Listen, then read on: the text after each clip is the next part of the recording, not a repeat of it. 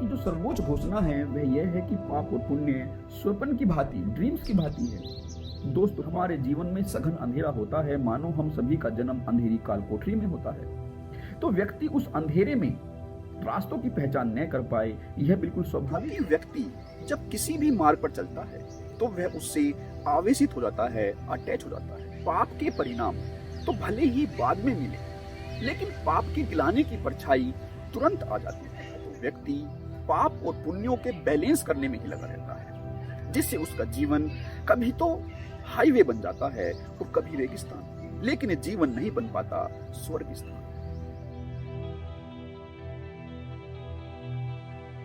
पाप और पुण्य हर एक इंसान के जीवन का हिस्सा होते हैं, और पुण्य करते जाने के बावजूद भी एक अनजान छाया व्यक्ति को घेरे रहती है, जो उसे लगातार दुख देती है, और व्यक्ति इसी चक्र में, पाप और पुण्य के चक्र में फंसा रहता है।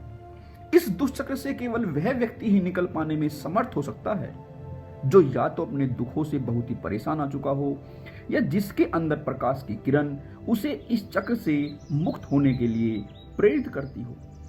इसी हेतु, इस चक्र से मुक्ति हेतु आज हम पाप और पुण्य की साइकोलॉजी को गहराई से साथ साथ समझने का प्रयास करेंगे। दोस्तों, हमें कर्मों की डीड अर्थात कर्मों के हिसाब किताब के बारे में भली भांति से पता है कि पाप को पुण्य से बैलेंस करना पड़ता है। तो जनरली होता यह है कि व्यक्ति से पाप होते जाते हैं और फिर वह उनको काटने के लिए पुण्य करता जाता है, जिससे व्यक्ति एक चक्र में घूमता रहता है।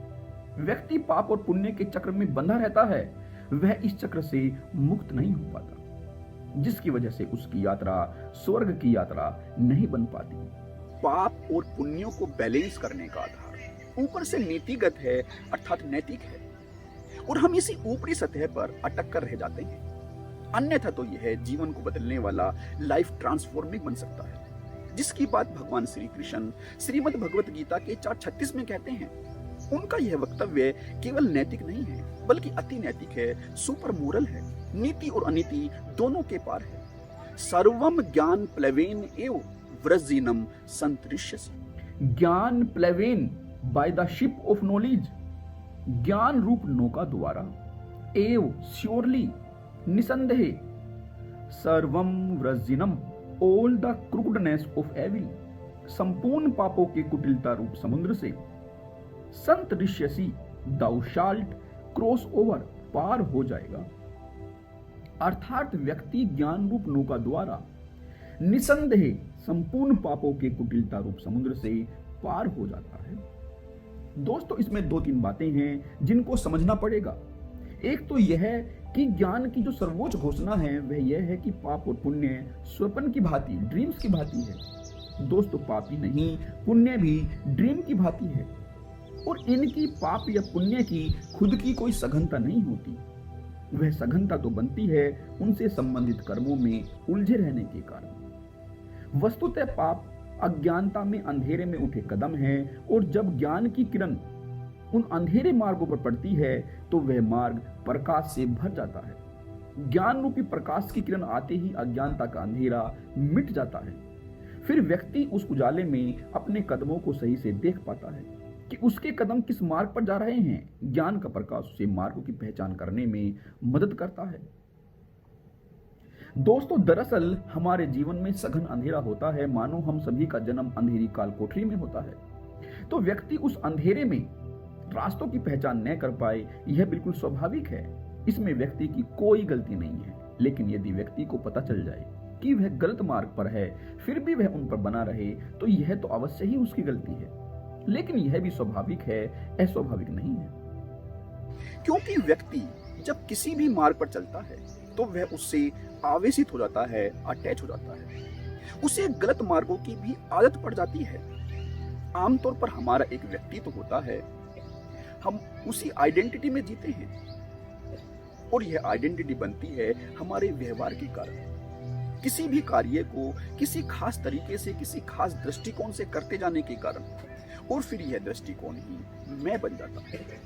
और सबसे ज्यादा करीब हम अपने मैं से ही होते हैं, बल्कि हम स्वयं को मैं ही मानते हैं। तो फिर मैं के द्वारा उठाए गए सभी कदमों से तादात्म्य हो जाने के कारण गलत कदम भी हमें सही ही लगते हैं, क्योंकि मैं जो व्यक्ति का आधार होता है वह स्वयं को गलत भला कैसे स्वीकार कर सकता है।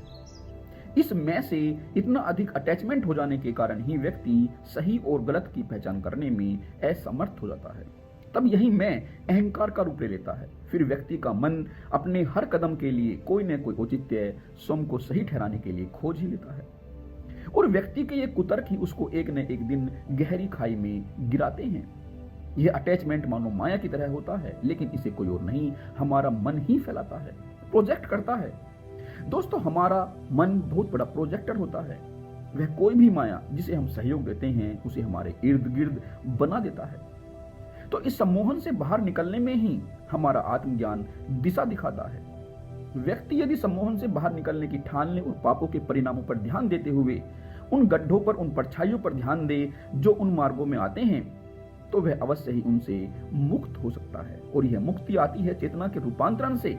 जब भगवान श्री कृष्ण अहंकार विसर्जन की बात करते हैं तो वे इसी आइडेंटिटी, इसी व्यक्तित्व के विसर्जन की बात करते हैं जो हमें दुख के गड्ढों में गिराता जाता है।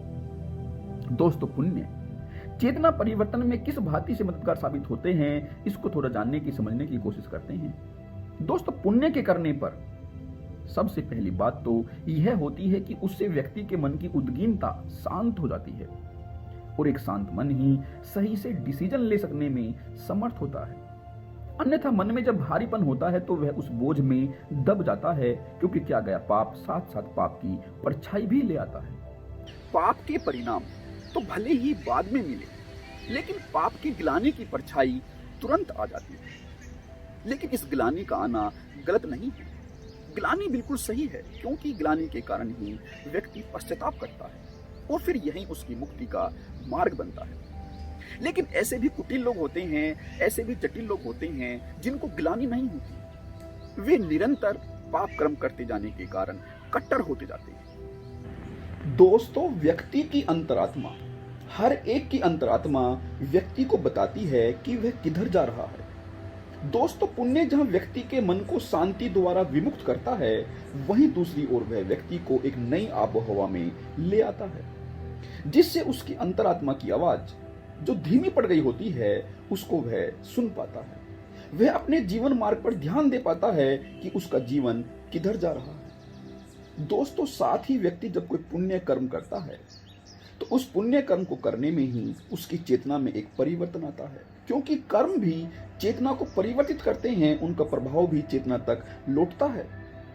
दोस्तों, यह केवल पाप और पुण्यों का हिसाब किताब रखना भर नहीं है, बल्कि अंतरात्मा के प्रकाश से चेतना को ट्रांसफॉर्म करना है। पुराने ही मार्गों पर बने रहना नहीं है, अन्यथा पुराने मार्ग फिर से पाप कराते जाएंगे। इसलिए पुण्यों को करने से मन जब शांत हो जाता है तो उस शांति में जगी प्रकाश की किरण में नए मार्ग खोज लेना होता है।